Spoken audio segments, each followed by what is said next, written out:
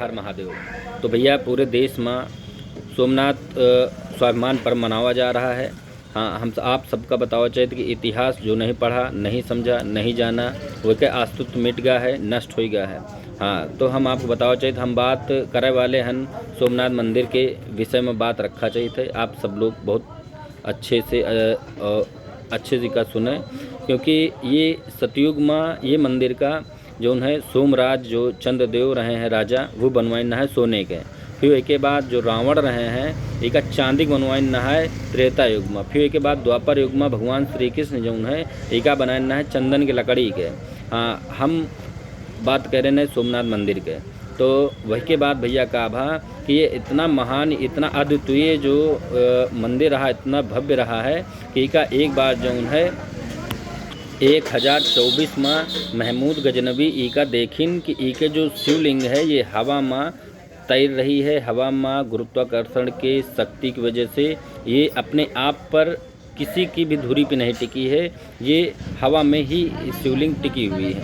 यह देख के जो महमूद गजनबी रहे हैं वो बहुत आश्चर्यचकित भय।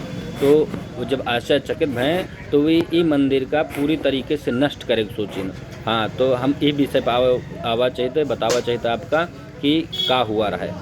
तो भैया ये मंदिर का निर्माण 649 ईस्वी में वैलवी मैत्रिक राजाओं ने किया था, जो भारत के रहने वाले थे। लेकिन फिर सिंध के जो सूबेदार थे अल जुनैद ने इसे फिर से तोड़वा दिया।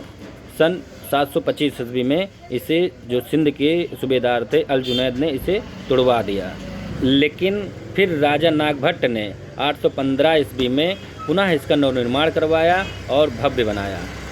लेकिन फिर महमूद गजनबी ने 5000 साथियों के साथ फिर से उसी मंदिर सोमनाथ मंदिर पर आक्रमण किया और 1026 जो प्रेजेंट टाइम चल रहा है उसी में इन्होंने आक्रमण कर उसे पूरी तरीके से लूटा, नष्ट किया। उस पर आक्रमण करके पूरी तरीके से उसको मंदिर परिसर को पूरा समाप्त कर दिया, ख़त्म कर दिया, जिसमें लाखों हिंदू, हजारों हिंदू की साधुओं के साधु मारे गए, हिंदू मारे गए, वहाँ के ग्रामीण मारे गए।